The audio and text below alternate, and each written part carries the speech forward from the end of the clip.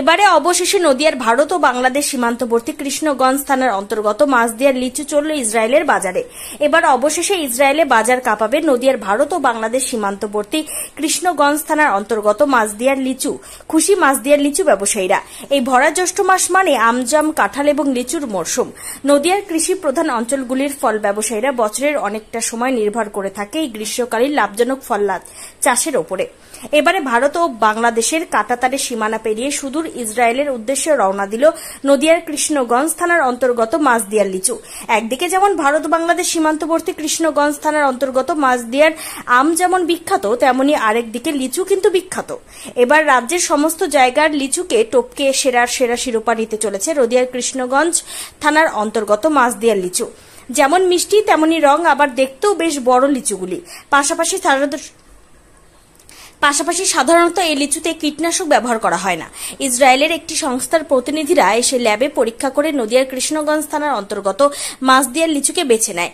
যেহেতু এই লিচুগুলিতে কীটনাশক ব্যবহার না করে জৈব পদ্ধতিতে লিচু চাষ করা হয়ে থাকে, সেই জন্য ইসরায়েলের বাজারে এবার কাঁপাতে চলেছে নদিয়ার কৃষ্ণগঞ্জ থানার অন্তর্গত মাছদিয়ার লিচু।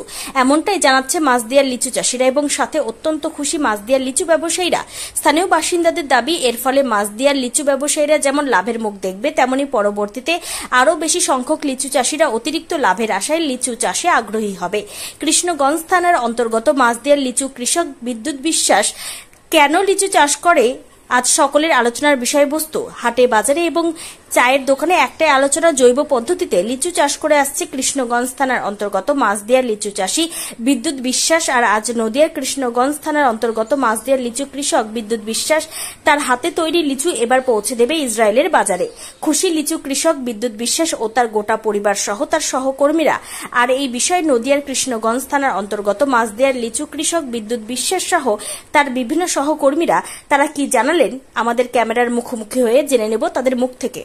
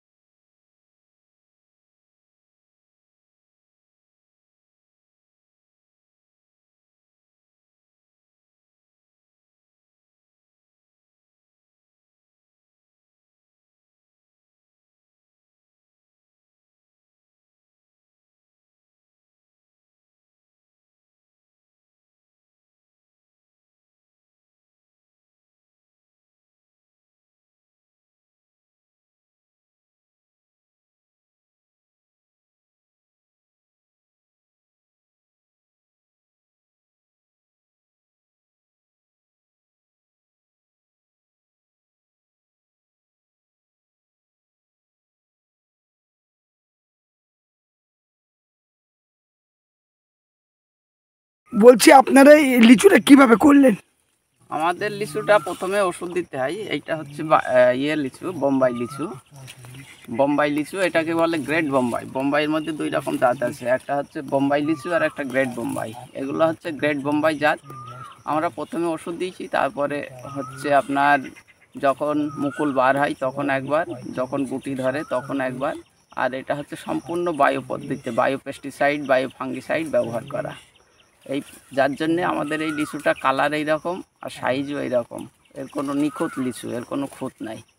আর এই লিচুটা বাজার ছাড়া আমাদের 1.5 থেকে 2,000 টাকা ঝুড়িতে বেশি বিক্রি। বলছি লিচুর চাহিদাটা সবসময় বেশি বায়ু, মানে কীটনাশক ব্যবহার না করার জন্য কি চাহিদা? হ্যাঁ, কীটনাশক ব্যবহার না করার জন্যই আমাদের এই লিচুটা চাহিদা। আপনি অন্য কৃষকদেরকে কি বার্তা দেবেন? আর পেস্টিসাইড ব্যবহার ইউজ না করে বায়ো পদ্ধতিতে চাষ করলে সব থেকে ভালো হবে। আর এটা আপনার ঝুড়ি প্রতি কীরকম দাম বিক্রি হচ্ছে? ঝুড়ি প্রতি আমার এই লিচুটা 5,500 টাকা বিক্রি, 2,000 লিচু। এতে কি আপনার লাভ হচ্ছে? মোটামুটি হচ্ছে। আপনার নাম? আমার নাম বিদ্যুৎ বিশ্বাস। এই যে আপনারা লিচুটা চাষ করেছেন, কিভাবে করেছেন? এটা মূলত যখন মুকুল আসার আগে একবার স্প্রে করি, তারপর মুকুল আসার পরে স্প্রে করা হয় ফাঙ্গিসাইড, বায়ো ফাঙ্গিসাইড ব্যবহার করা হয়। তারপরে যখন ফল গাতে তখন থেকেই এর কীটনাশক বলতে বায়ো কীটনাশক যেটা ওইটা ব্যবহার করা হয়। এদের এদের লাভটা কি হচ্ছে? এতে তো এমনি কীটনাশক ব্যবহার করার থেকে বায়ো ব্যবহার করলে এতে দেখছি ফলন বেশি হচ্ছে। পোকাও অন্যবার যেমন এমনি কীটনাশক ব্যবহার করলে পোকা লাগে, দেখলাম বায়োতে পোকা নেই লিচু এবার, বুঝলেন। এটা স্বাস্থ্যের পক্ষে উপকারী। মানে কীটনাশক তো ক্ষতি করে, হ্যাঁ, তাহলে আপনারা চাষিকে কি বার্তা দেবেন? আমি বার্তা দিতে চাই চাষিদের যে ওরা যদি বায়ো ওষুধ ব্যবহার করে চাষ করে মূলত লাভবান হবে। আপনারা কিরকম লাভবান হচ্ছেন? লাভবান বলতে অন্যবার তো লিচুর বাজার পাওয়া যায় না, লিচু হয়তো 2500 2000 লিচুর দাম 3000 টাকা বিক্রি হয়, কিন্তু এবার 5000-এর উপরে বিক্রি হচ্ছে, তাতে এবছরে ভালোই। আচ্ছা, আপনাদের এই লিচুটা মূলত কোথায় যাচ্ছে? এটা আমাদের মাছ দেওয়ায় আড়ত আছে, ওখানে আমরা বিক্রি করি। ওখান থেকে আবার কিছু ভ্যান্ডারি আছে ব্যবসাদার, তারা জমি থেকেও নিয়ে যাচ্ছে। এটা কোথায় যাচ্ছে বাইরে? এটা নানান জায়গায়, কলকাতা শিয়ালদায় যাচ্ছে, দেখা যাচ্ছে যে যেখানে বিক্রি করে সেই নিয়ে যাচ্ছে। আপনার নাম? পলাশ বিশ্বাস।